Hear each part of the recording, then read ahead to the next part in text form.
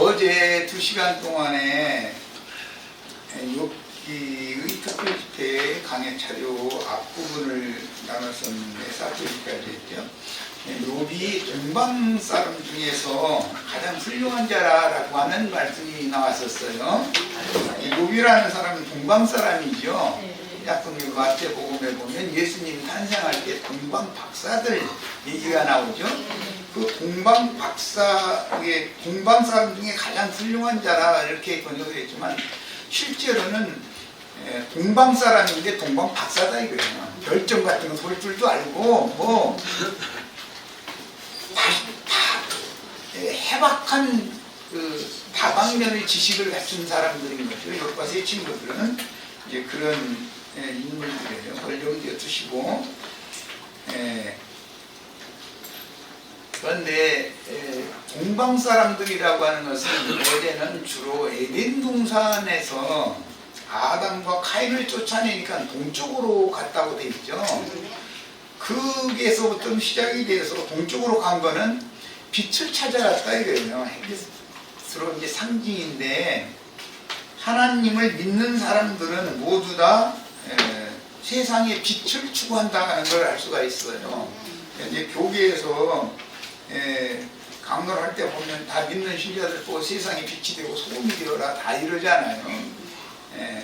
그런데 그것이 욥이 지금 동방 사람 중에 욥과 그 친구들 얘기인데 훌륭한 자라고 하나님이 칭찬을 하셨으니까 이 사람이 하필이면 왜 동방 사람 중에 가장 훌륭한 자다라고 욥기 1장 3절에 이렇게 말씀이 됐는가를 잘 이해를 해야 돼요. 그럼 동방 사람들도 고대 사회에서는 다 믿는 자들을 의미한 거다라는 걸 알 수가 있는 거예요. 그런데 동방 사람 중에 훌륭했다라고 말하면 육체 안에서 가장 훌륭한 사람이다. 해박한 사람이죠. 오늘날로 말하자면은 신학 박사 뭐 이런 사람들인 거죠. 그 사람들의 지식이 굉장하죠. 머리도 좋고 아는 건 머릿속에 들어있는 게 보통 많은 사람들이 아니죠. 그 유명한 사람 중에 왜 그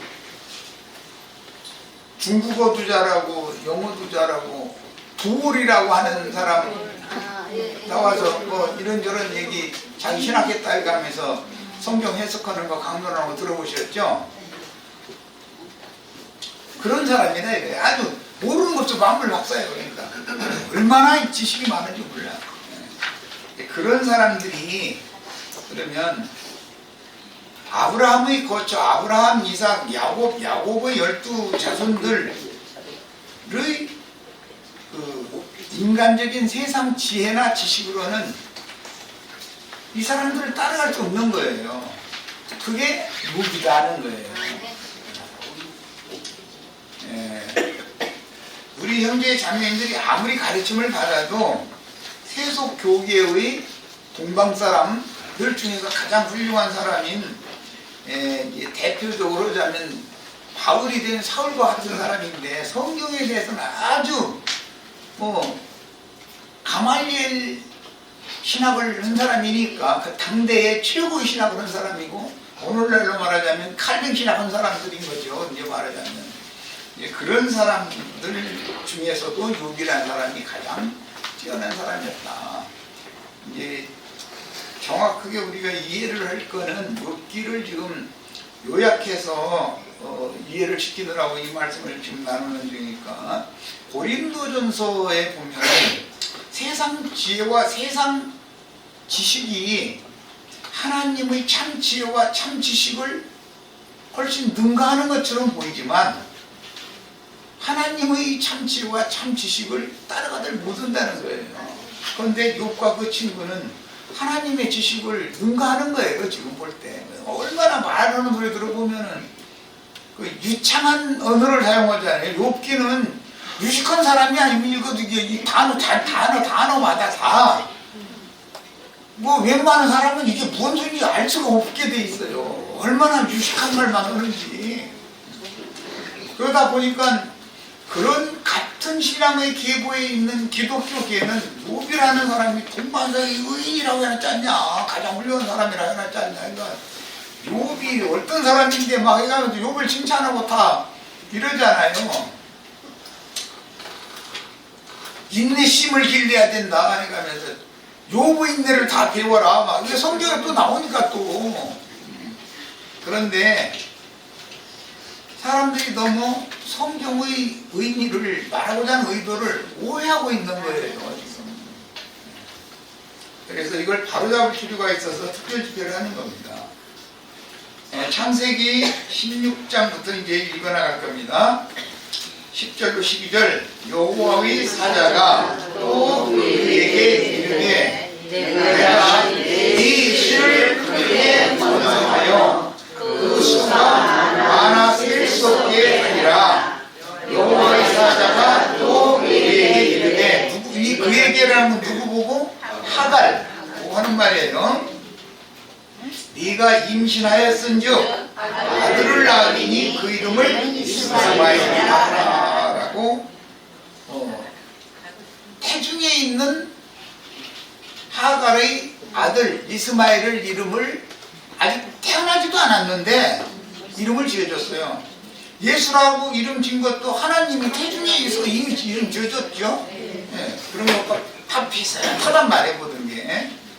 예, 세상 말하는 것 보고 타고난다 이렇게 말하죠. 타고난다. 아주 뱃속에서부터 타고나는 사람이에요.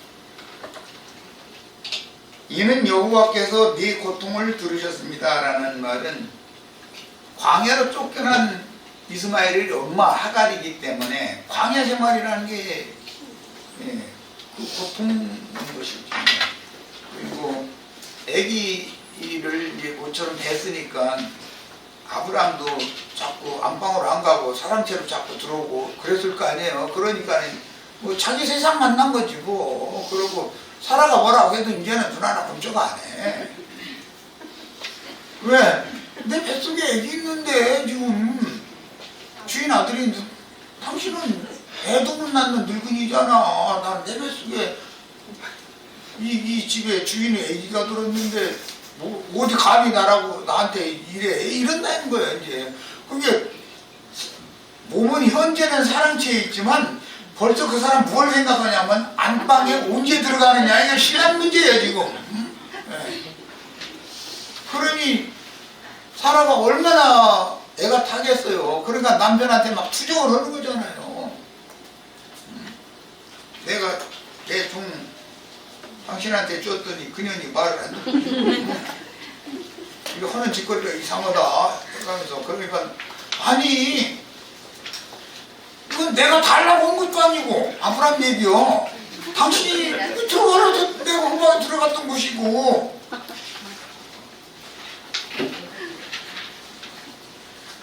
그 사람의 신분은 아직 당신은 아내이고 조강지처고 이 사람은 청년인데 종인데 당신이 주인이면 당신이 종이니까 당신 마음대로 해. 이 말을 이제 들은 거죠. 그러면 그 다음부터는 종년이 감히 여주인한테 덤벼 그러면은 수고해야 되잖아요. 수고로 드려야 되잖아요. 그런데 사라가 다 들여먹을 수가 없는 거예요. 그러니까 하다 안 되니까 에벨 여자를 쫓아낸 결론까지 온 거예요. 남편한테 허락을 받아서 이제 쫓아낸 거죠. 그런데 하나님이 그녀를 불쌍히 여겨가지고 그녀에게서 난 아들에게 12방백을 주겠다는 약속을 한 거예요. 그 내용이에요. 야, 그가 사람 중에 들나귀같이 되리니, 들나귀라는 것은 얼마 드셌다는 거잖아요. 억세고. 이 들나귀는 호세아 선지자가 인용을 했죠. 들나귀가 암났을 때 헐떡거리는 걸 누가 말려 막 이러잖아요. 그런 거 보니까 이 하갈이라는 여자가 굉장히 센 모양이지, 기가. 그의 손이 모든 사람을 치겠고 모든 사람의 손이 그를 칠 것이며 그런 걸 보니까 이 사람은 자기가 하고자 하는 무엇이면 결국 이루어야만 집성이 풀리는 사람이라는 뜻이고, 이 이스마엘이라는 사람은 강한 여자가 났으니까 강한 자가 태어나는 거죠. 해가지고 동방으로 쫓겨난 동방 땅 모든 그 땅에 미리 선점하고 있던 족속들을 다 제압해버린다는 거예요. 그리고 나서는 12방백을 이스마엘을 통해서 주겠다는 게 약속이거든요. 그러니까 오늘 또 기독교계에는 12방백들이 있어요. 이스라엘 12지파만 있는 게 아니에요. 12방백과 12지파는 대항해서 살게 돼 있는 거예요. 서로 대적 관계다 이게. 육과 영은 이런 관계다라는 거예요. 육신의 자녀와 영적 자녀는 이런 관계다라는 걸 지금 말한 거예요. 자, 그 다음에 이제 창세기 36장으로 갑니다. 창세기 36장은 에돔 이야기죠. 창세기 16장은 이스마엘 이야기고, 창세기 36장은 에돔 에서 이야기예요. 에서는 여자를 셋을 취했는데 전부 가나안 여자 둘에다가 이스마엘의 딸을 취했죠.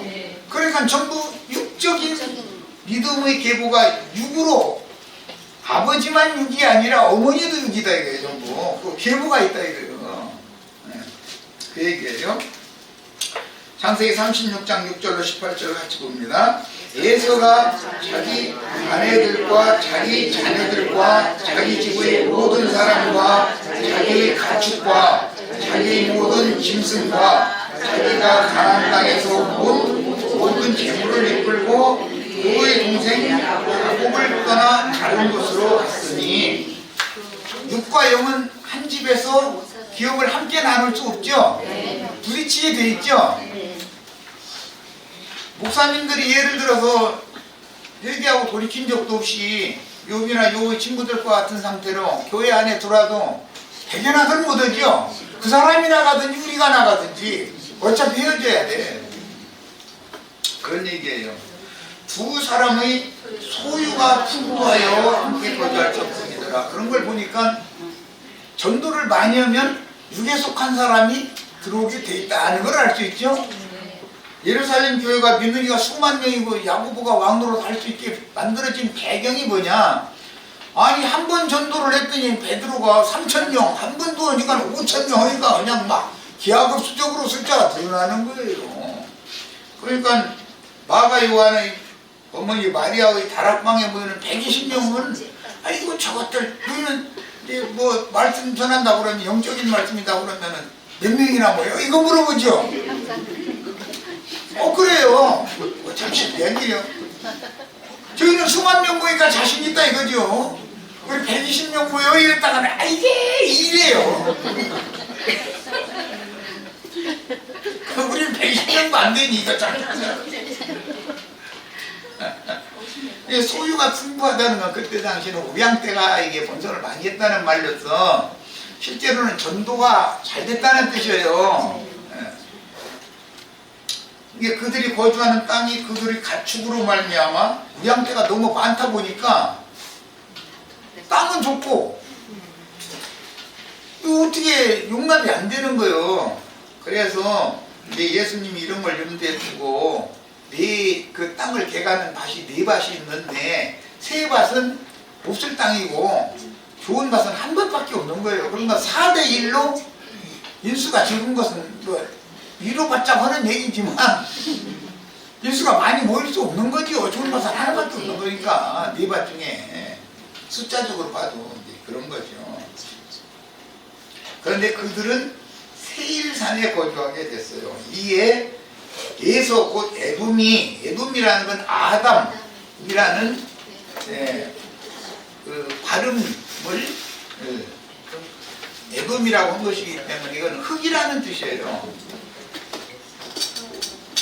흙에서 취한, 땅에서 취한 사람의 계보가 흘러간다 이 말이죠. 에돔이 세일산에 거주하니라. 이 세일산과 하늘의 시온산은 대비되지요. 대조되는 거예요. 세일산에 있는 에돔 족속의 조상 에서의 족보는 이러하고 그 자손의 이름은 이러하니라 해놓고 나서 에서가 세 아내를 통해서 12방백을 낳게 되는 이야기예요. 그런데 11절에 엘리바스의 아들들은 대만과 오말과 스보와 등 이게 엘리바스, 대만 이런 이름이 나오는 것은 지명과 인명이 본격으로 나오는 것은 욥기에 나오는 대만 사람 엘리바스, 그렇죠? 이게 대만 사람 엘리바스 육에 속한 사람, 영에 속한 사람? 그런데 하나님 여호와에 대해서 아는 지식은 영에 속한 사람보다 더 유창하죠? 너무 아는 게 많은 거예요. 이 욥기 읽어보면은 사람 너무 욥기를 많이 읽다 보면은 교만해질 우려가 참 많아. 아주 유식한 말 막 하니까. 예배당 목사님, 성당 신부님들 전도하고 싶으면은 그들이 사용하는 언어 구사법을 배워야 되기 때문에 욥기를 꼭 읽으셔야 돼. 대만 사람 엘리바스에 대해서도 알아야 되고, 수아 사람 빌닷도 알아야 되고, 그 다음에 또 하나는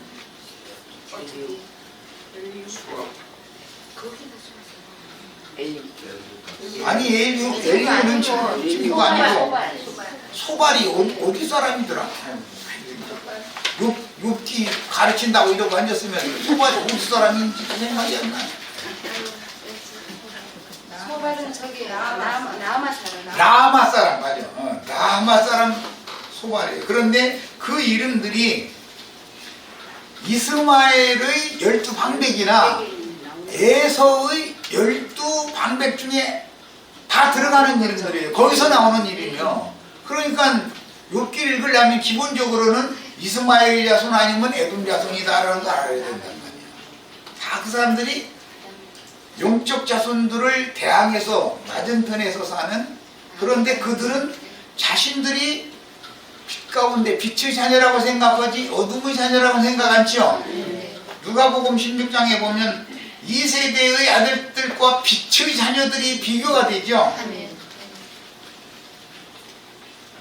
동방 사람들이 빛 가운데 자신들은 사는 사람들이라고 자부하고 있다 이거예요.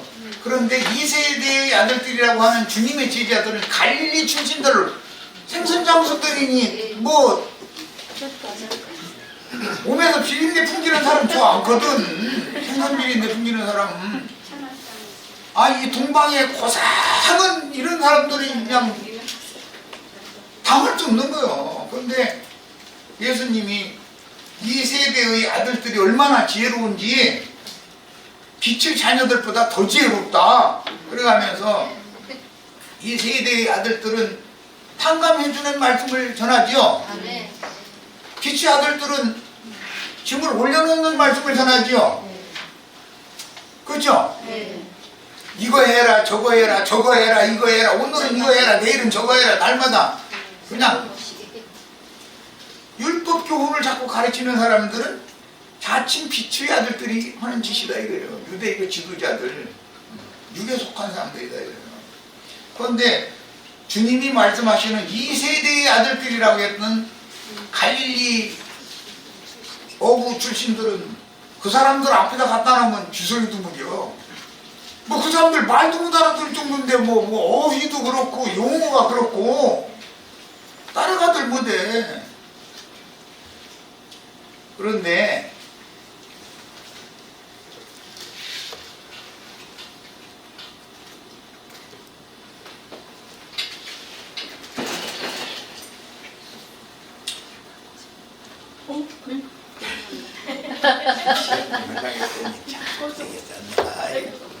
그대로 놔둬 그대로 그냥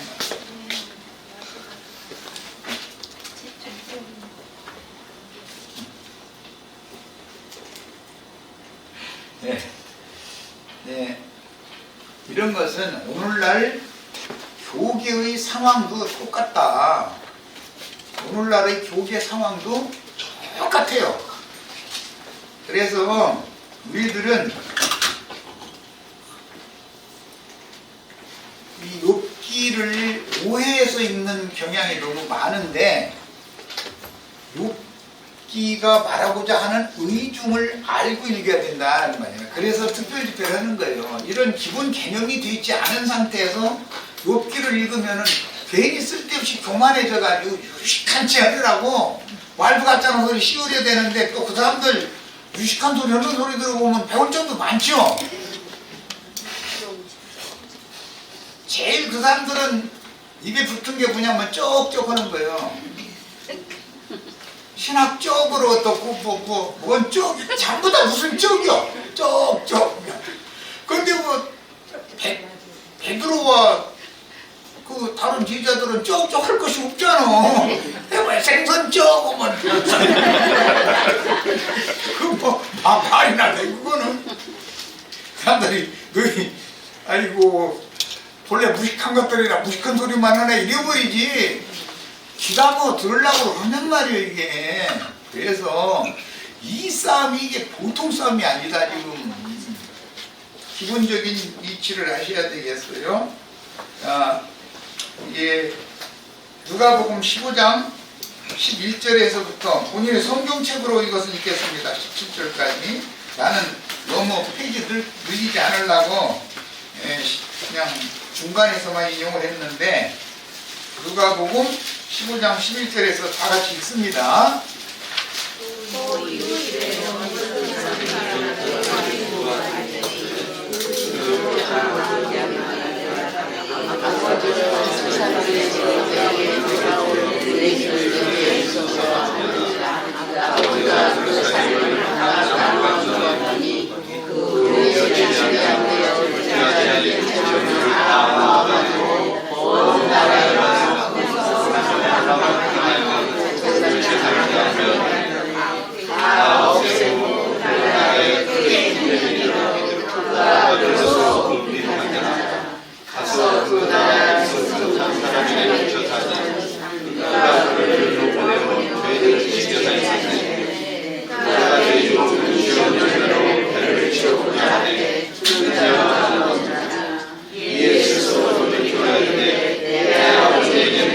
양식이 풍족한 풍분이 얼마나 많은가. 나는 여기서 죽여주는구나.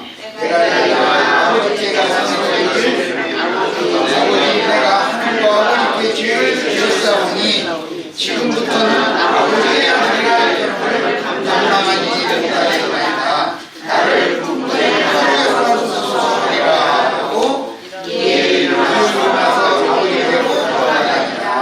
아직도 어머니가 뭔데 아버지가 그를 보고 이쪽으로 달려가 물을 안고 입을 맞추니 아들이 이르되 아버지 내가 하나님과 아버지께 죄를 지었사오니 이제부터는 아버지의 아들아 이끌은 물을 감당치리로다 하나 아버지는 종들에게 이르되 제 입은 옷을 베어다가 입히고 여기 모든 옷 가락지 신발 등에는 전부 관사, 오라고 하는 관사가 있어요. 그 옷을 내다 입히고 그 손에는 그 가락지를 띄우고 발에는 그 신발을 신겨라 이렇게 돼 있어요. 자, 내가 이랬다가 다시 얻었노라 하니 그들이 즐거워하더라. 자, 이렇게 이제 신약 성경에 돌아온 둘째 아들에 대한 말씀이 이렇게 기록이 됐는데 여기 문맥에서 제일 중요하게 눈여겨보셔야 될 것은 둘째 아들이 자기 분깃을 아버지에게 달라 해가지고 아버지 집을 나가서 허랑방탕해서 현찰 가지고 있으면 다 허랑방탕하게 돼 있죠. 우리 형제 자매들 월급 받으면 안에 통장에다가 딱 자동적으로 들어가게 그렇게 놓으시면 안전해요. 내가 하라는 대로 하셔. 현찰로 월급 받았다가는 괜히 가다가 보이는 것이 맨 한 잔 걸쳐 이런 것이 보이거든. 돈이 없으면 거기 그냥 빨리 집에 가려고 그러는데 주머니에 돈이 두둑하면은 쓸데없는 귀신이 들어오는 거거든. 귀신이 고여쌓고. 그러니까 월급 타시면은 안에 통장에 따박따박 들어가게 해놔두시고 부수입 생기는 것만 자기 교통비를 써. 그러다 보면 월급은 뒷전이고 또 부수입에 또 눈 돌렸다가는 뭐 이제 사장님이 나가라고 그러는 거지 뭐 이제. 예, 그런 것도 잘 판단해 보셔야 되고, 그 다음에 이에 스스로 돌이켜 이르되 내 아버지에게는 양식이 풍족한 품꾼이 얼마나 많은고, 이 말씀, 신약이 이 말씀만 있는 게 아니라 마태복음 20장에 보면 또한 품꾼 얘기가 나오죠. 맨 나중에 1시간 들어와서 1시간 일한 품삯을 똑같이 받은 사람 이야기도 나와요. 제7일 안식일 교도들은 자기네들이 1시간 교회다. 11시에 부름받은 사람들은 자기네들이다 그래서 11시 교회라고 그러죠. 안식일 교단에 가보면 그렇게 불러요. 그런데 좋은 얘기요. 좋은 얘기지만 그 사람들은 그 박명호가 지어낸 이름이거든. 안식일교 11시 교회라고 박명호가 지어낸 이름이고, 지금은 안식일 교단이 여러 교파가 있는데 모든 안식일 교단이 다 저희가 11시 교회래. 다.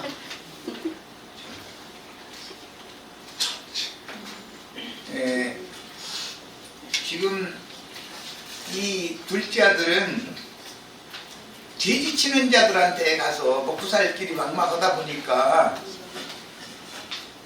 거기에 가서 쥐엄나무 열매 얻어먹고 사는 중이잖아요. 돼지 치는 자에게 붙여 살던 곳이 어디냐면, 돼지가 산에서 먹고 있던 곳이니까 돼지 먹이는 산이잖아요. 돼지 기르는 산. 이거는 오늘날의 어딘가를 잘 생각하셔야 돼요. 돼지라는 건 그들의 신은 예수가 아니고 그들이 배 채워주는 신을 믿는 거예요. 이게 육체의 욕망을 채워주는 신으로 믿는다 이 말이죠. 그런데 둘째 아들은 태생이 돼지 음식하고는 맞지도 않고, 태생이 아버지로부터 태어난 사람이니까 돼지들의 애비와 이 둘째 아들의 아버지는 다르잖아요. 아까 이사야서 그 돼지고기 산에서 먹는 얘기가 나왔죠. 뭔 산에서 돼지고기를 먹겠어요. 근데 오늘쯤 지금 돼지고기 먹으러 많이들 모여서 난리 났죠. 그 산이란 말이에요 이게. 돼지 치는 자들이 누군지 아시겠죠? 거기서 가르쳐주는 말씀을 얻어 먹으려고 그러니 입에 맞아요 안 맞아요? 둘째 아들은 아버지가 다르기 때문에 안 맞는 거예요. 그러니까 나 여기 있다가 굶어 죽겠다. 그런데 돌이켜서 생각을 해보니까 내 아버지 집에는 아버지가 부리는 품꾼들이 많은데, 품꾼들도 또 배부르게 먹는데 일만 하면은, 여기는 죽어라고 일을 해도 쥐엄나무 열매를 이렇게 그거라도 얻어먹으려고 하는데 그것도 안 돼. 이제는 나중에는 숙제 굶어가면서 일만 하래. 그러니까 여기서는 안 되겠구나 해서 돌이켰어요. 내 아버지 집에 대해서 돌이켰어요. 근데 아버지 집에 왔을 때 18절 보면 뭐라고 했냐면, 내가 일어나 아버지께 가서 이르기를 아버지 내가 하늘과 아버지께 죄를 지었습니다. 이 얘기를 또 다음 절에도 또 나오죠. 하늘과 아버지는 동격이다 항상 성경에는. 이런 성경의 의도를 아셔야 돼요. 셈족은 아버지를 하늘로 여겼다 이 말이에요. 이스라엘 나라 백성들은 다윗 왕을 하늘로 섬기는 거예요. 죄인들은 대제사장을 하늘로 섬기는 거예요. 그 하나님 보낸 선지자를 아버지 하늘로 하나님으로 섬겼다 이거예요. 그런 것이 셈족의 언어 관습이었어요. 그래서 하늘과 아버지께 내가 죄를 졌다라고 말을 할 때, 아버지한테 죄 짓는 것은 하늘에게 내가 득죄한 거다. 하늘에 득죄한 거다. 그래서 우리나라 사람들도 이제 그 용어에서 센족 언어가 유전이 돼 있기 때문에 순천자는 흥하고 역천자는 망한다 이런 말 많이 사용하죠. 그 말은 무슨 뜻이에요? 하늘의 하나님께 순종하면 흥할 것이지만 하늘의 하나님을 거역하면 망하게 된다. 이게 그거거든요. 그런 것이 셀족의 언어, 이런 건 뭐 언어 유희라고 그러는데 언어단 말이에요. 언어. 부부관계라든지 하나님을 대하는 관계라든지 이런 것을 전부 언어로 표현을 한다. 성경에는. 그래서 아들이 회개하고 돌이키는데 하나님은 이미 그 아들이 회개하고 돌이킨 상태를 이미 알고 있다 이거예요. 상거가 뭐하는 아버지 집으로 돌아온 것이 아니야. 아직 상거가 뭔데. 그러니까 지엄나무 열매 이거 뭐 여기 있다 나 줄여 죽겠네. 아버지께 내가 돌아가야 되겠네. 이만 먹을 때 이미 상거가 뭔데 알고 마중 나오신 거예요. 아버지가. 그러니까 오늘 우리 형제 자매님들의 신명과 마음에 예수 그리스도의 성령이 마중 나와가지고 우리를 인도해가지고 아버지 집에다 데려다 놓은 거죠. 그런 거예요. 이게 회개라는 거예요. 이미 돌이키는 순간 아버지는 마중 나오는 거예요. 상거가 먼 데서. 우리가 다 그거 경험이 다 있으실 거예요. 마중 나와가지고 아버지가 그 둘째 아들을 보고 측은히 여겼다 그랬어요. 우리 형제 자매님들의 삶 가운데에서 어떤 사람들은 유난히도 생활로 쪼들리고 힘들고 어려운 사람들이 있어요. 그러면 그게 감사하실 일이에요. 그러면 나보고 이제 형제님 말이야 무슨 놈의 말씀을 그렇게 전하느냐고 그렇게 할지도 몰라요. 그런데 다윗이 다윗 되는 것은 소년 때부터 아버지의 양을 치는 거예요. 자기 양도 아니야 그게. 아버지의 양인데 다윗의 어머니와 다윗의 형들의 어머니는 다르잖아요. 그러니까 다윗 가문에서 멸시당할 것 같아요. 존경받을 것 같아요. 그러니까 종처럼 부려먹는 거예요. 형들은 다윗을 그렇게 높이 보지를 않아요. 그러면서 살아남으려고 양떼를 치다 보면은 들짐승들이 달려들으니까 평상시에 계속해서 물매를 던지는 걸 연습을 안 할 수가 없었던 거예요. 그런 거 보고 공력을 쌓는다 그래요. 우리 형제 자매님들 생활로 시달림을 많이 당하면 자신도 모르게 내공이 쌓여요. 공력이 쌓이는 거예요. 그것이 쌓여진 사람의 그 공력을 나중에 가지고 판단하는 거예요. 각 사람 그리고 심판대에서는 쌓여진 공력을 가지고 판단하는 거예요. 이 사람이 이제 우리나라 현대어로 말하자면 수가 높으냐 낮으냐 이걸 본다 이 말이에요. 그 이제 그 영혼의 구원을 이룬 정도를 점검을 그렇게 하는 거다 이거예요. 그런데 살아남으려면 다윗 같은 경우는 물매를 계속해서 던질 수밖에 없었던 거예요. 어릴 때부터 습관이 된 거예요. 그러니까 블레셋이라고 하는 아까 우리 홍영재님도 인용했는데 블레셋의 그 큰 군장 이름이 골리앗 잘 알죠? 골리앗과 다윗의 싸움이라고 세상 나라에서도 회사와 뭐라고 그러나 그래요? 대기업하고 충성. 대기업 회사와 그 회사에서 노조운동 하는 사람들이 뭐 굴뚝 꼭대기 올라가기도 하고 그러는 것은 골리앗과 싸우는 거잖아 지금. 그럼 얼마나 힘들겠어. 끼니 때 되면 밥도 아래에서 다 해가지고서 줄내리면 올려주고 다 먹고 나면 똥 싸가지고 비닐에다 담아서 내리면 또 갖다 찍어주고 다 해야 되는데 아니 꿀떡꿀떡 있으면 똥 안 내려요? 밥은 올려주고 똥은 치워주고 해줘야 되잖아. 그게 얼마나 쉽지 않은 일이겠냐 이거예요. 그런 것은 표상인 것이다 이거예요. 인생사가 옳지 않은 사람이 공력을 쌓는 데는 도움을 얻어. 그러니까 그것이 축복인 줄 아시기를 바래요. 제일 시험 중에서 약한 시험이 생계 문제로 시험 받는 거예요.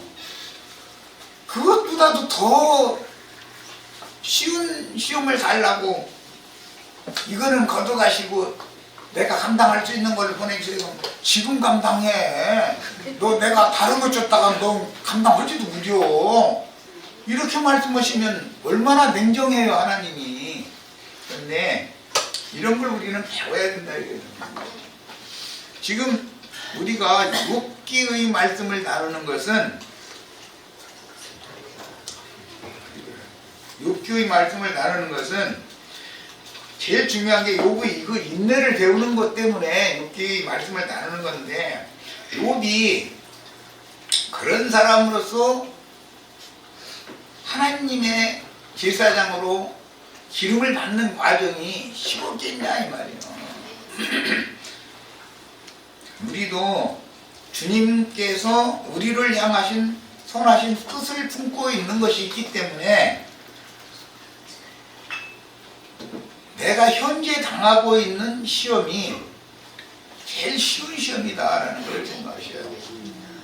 이것도 나 감당하기 힘들으니까 벅차니까 좀 쉬운 걸로 주세요 하면 내가 줄 것은 지금 준 것이 가장 쉬운 거야 그렇게 답변하시지. 그래 그러면 이건 저기 걷어가고 저 좋은 직장에다가 한 달에 돈 1,000만원씩 버는 거 내가 주마.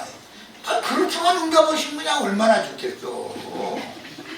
그런데 그게 안 되거든. 재산 걷어가니까 욥이 자기 신앙 자랑을 계속 하잖아요. 그러니까는 그 다음에는 자식까지 다 데려가 버려. 자식들 10명 있던 거. 우리 지체들 여기 10자식 다 데려가신 분 손 들어봐. 지금 당하는 고난이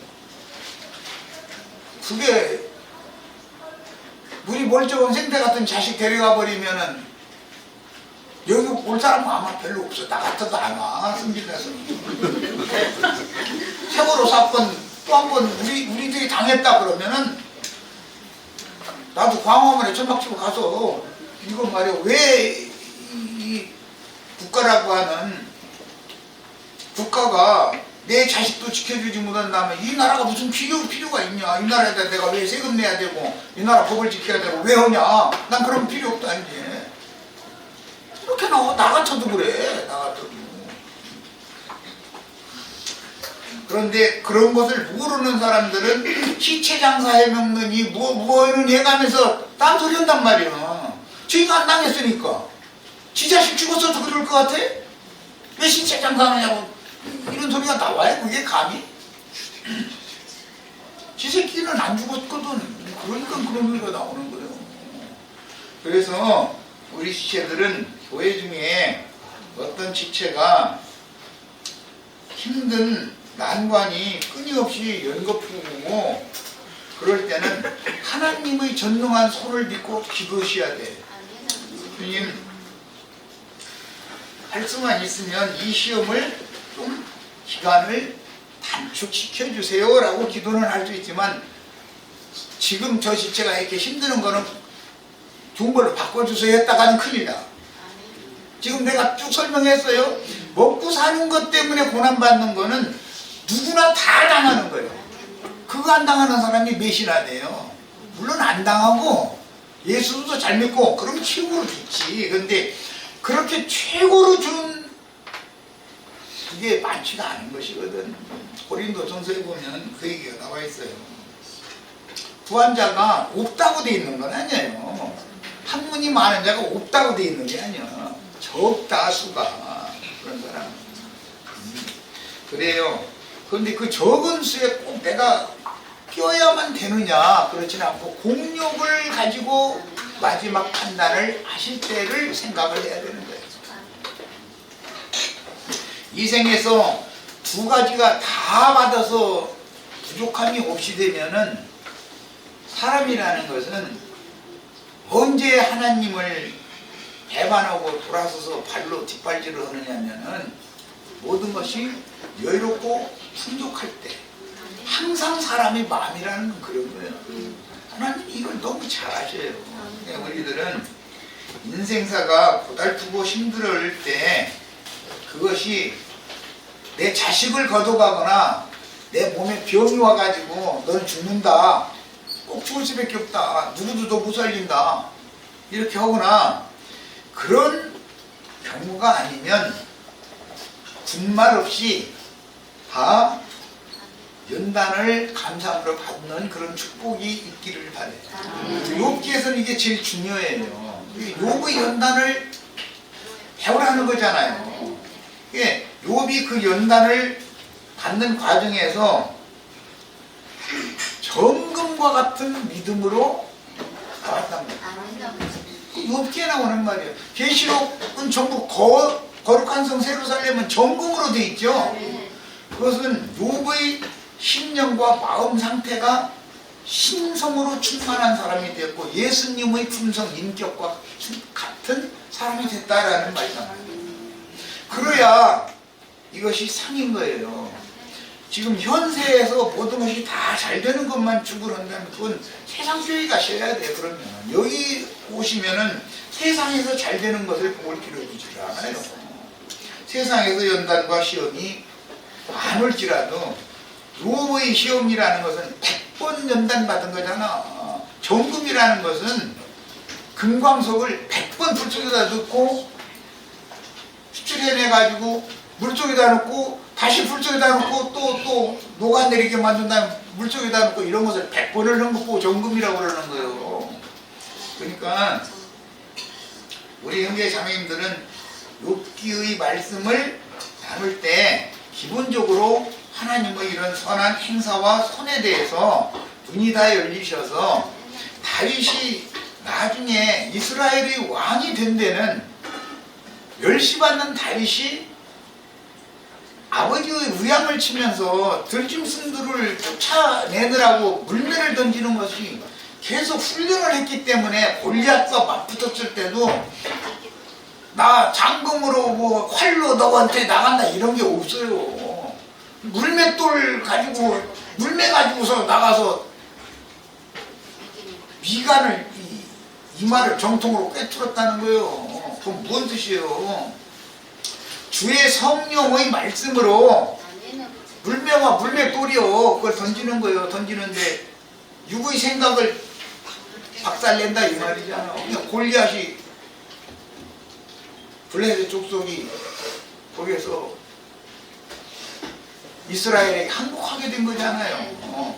그래서 우리 형제 자매님들의 평소의 훈련이 얼마나 중요한가를 잘 아시고 훈련을 하실 때 연단과 시험을 틀림없이 받아들이고 그렇지만 한 끼도 굶지는 않는다. 굶게 생기면 빚줄 사람 다 예비해놓고 계셔. 한껏 뚝따고 없으면 빚이라도 뜯어 먹고는 살아야 될 거 아니야. 그럼 나중에 빚을 누가 갚아주셔? 하나님은 빚도 다 갚아주셔. 좋은 날이 오는 거예요. 꼭 이 말씀을 명심해서 꼭 욥의 인내를 우리 형제 자매님들 잘 감당하고 받으시길 바랍니다. 여기까지 해서 마치겠습니다.